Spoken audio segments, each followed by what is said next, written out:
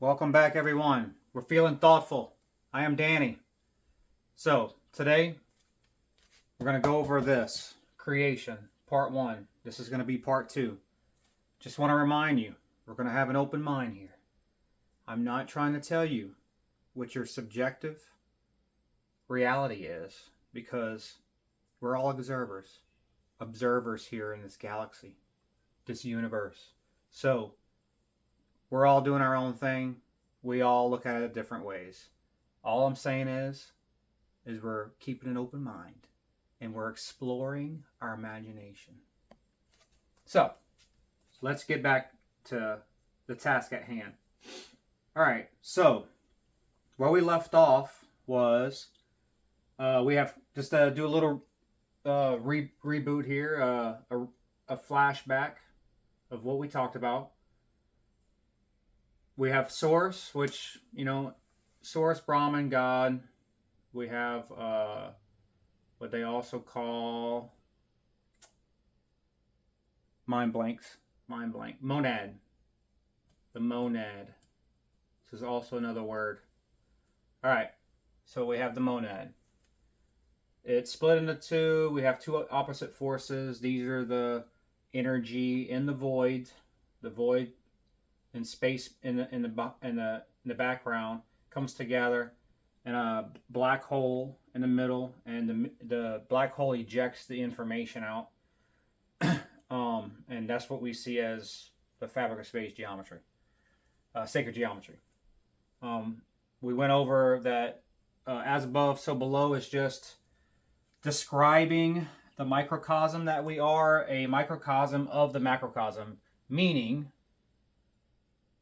this same structure and blueprint exists from every level of the universe, right? From the very beginning of the universe itself to how it describes us having our own children and plants, anything else you could think of. There's a copy that uses this formula with sacred geometry, and it replicates in everything in existence. And you could find it everywhere. Lungs look like tree leaves, and lightning looks like roots, things like that. So anyway, just to get back on task here. So what we're saying is that Christ, this is the image, right? So it's like an exact copy image of the monad, the source, the God, right? And it's projected on. It's a projection of that. Well, and I wrote some notes here because I wanted to stay in line. The whole point of this is and like we discussed in episode 1 and 2. Let me just make some room here. I'm gonna leave the sperm.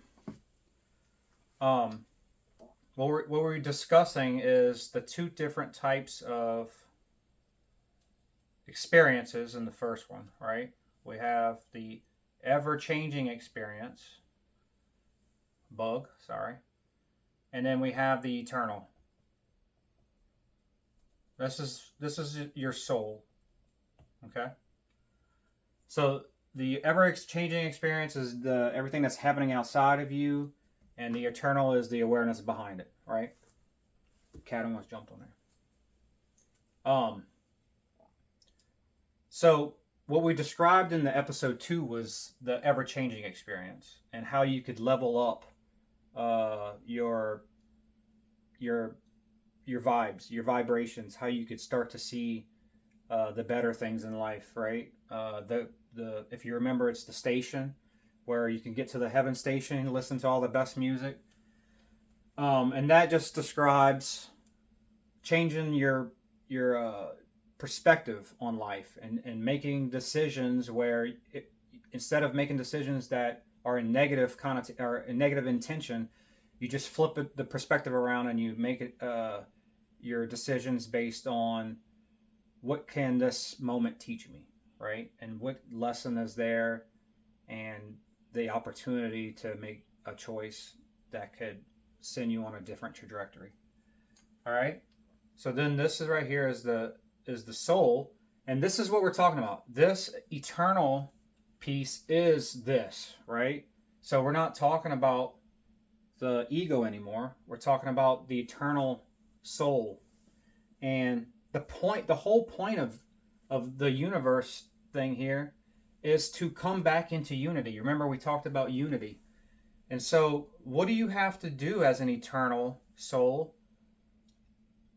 in a world that is ever changing? So once you understand and realize and awaken to the fact that that's happening, then you start to notice that you are an eternal soul. And in a way, and a good analogy of that is, imagine you're looking at a mirror, you know, and you're looking at the mirror and there's a bunch of dirt on it, you know, it's a bunch of dirt, and you're looking at this and you see a reflection, right?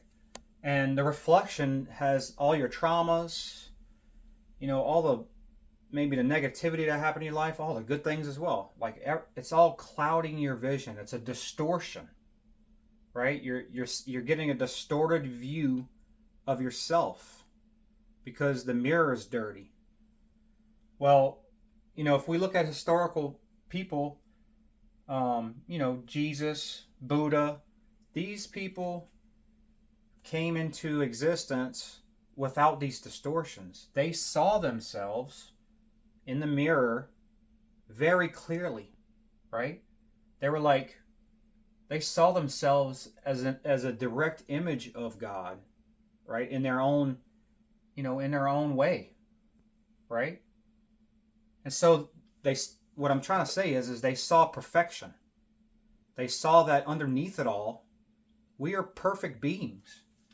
But we see life as a distortion, right? And so once you start to wipe this stuff away, you start to clean up the stuff out of your life, right? Hold on, I got right here.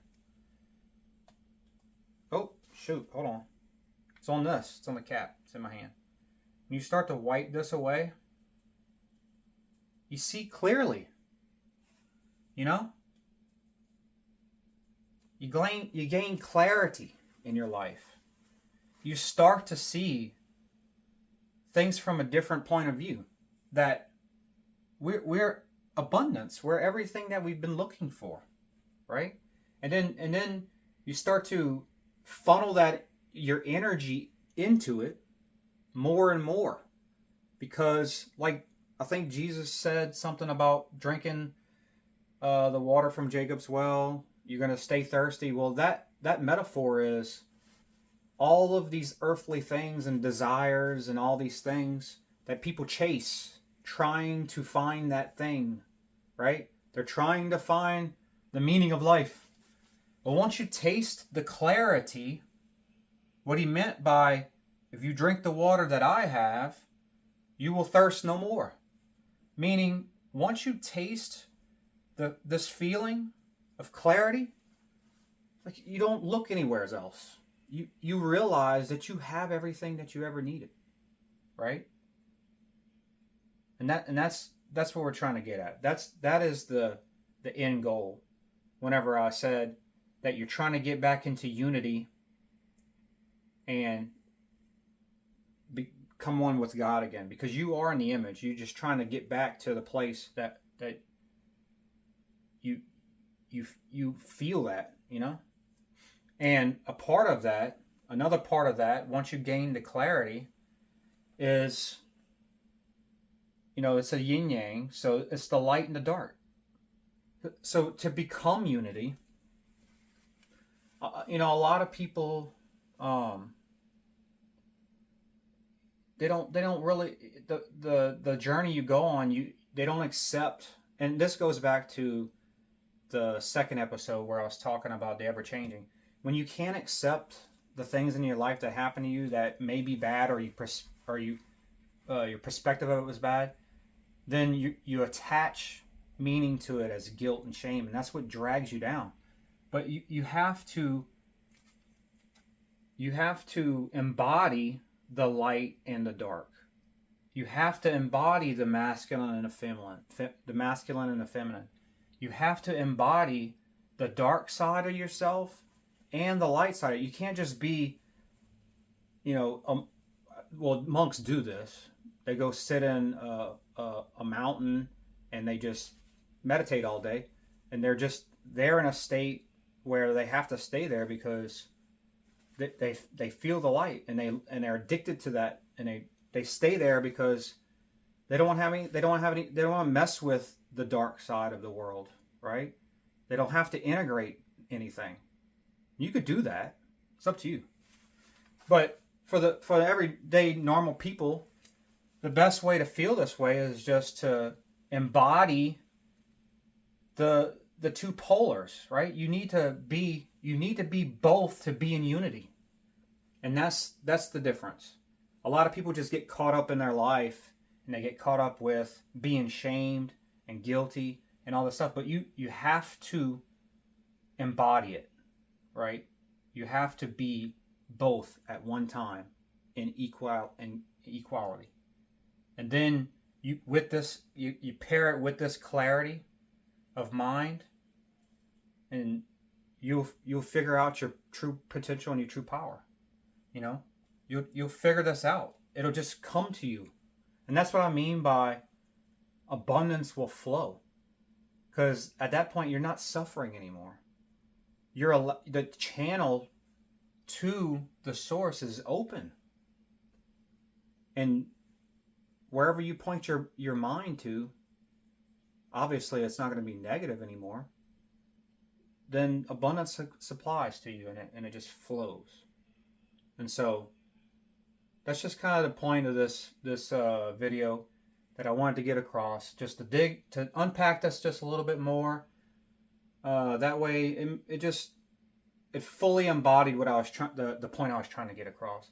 And another thing I wanted to point out is how stars and black holes, I signified this as death, but in all honest terms, this dark energy and this light energy work the same. They're both part of the same thing. So black holes emit energy as well, which is a creation, and then stars destroy or also create. So they're both doing creation and destroying and synchronicity, and it all adds to one thing, and it just creates infinite energy, right? But the point I wanted to get to is that this is an ever-changing experience. So the death and rebirth of energy that keeps happening is a microcosm, is the macrocosm of our microcosm death cycle, right? We go through a cycle of living, and then we die, and then we live, and then we die. We go back to source, and then we come back out, right? This is an ever-changing experience. So we experience the same thing, but the ever eternal soul is there. It goes back into source, and this is just light energy. There's no time. With light has no time. It's just there. It's timeless, because the speed of light, if you're traveling at the speed of light, you have no time. So you don't realize this is even happening until you're back out again, and you're living your life. But we will touch on all that in one of my next videos to come soon on holographic universe. And it'll actually dive way deeper into this structure on a way deeper level. And I'm sure it's going to be fun, and I'm sure you don't want to miss it. So let me know what you think in the comments. And if there's any other idea you'd like to talk about, I would like to think about it, and I'll make a video. Why not? Let's just have a conversation. So stay feeling thoughtful, and I'll see you next time. Thank you.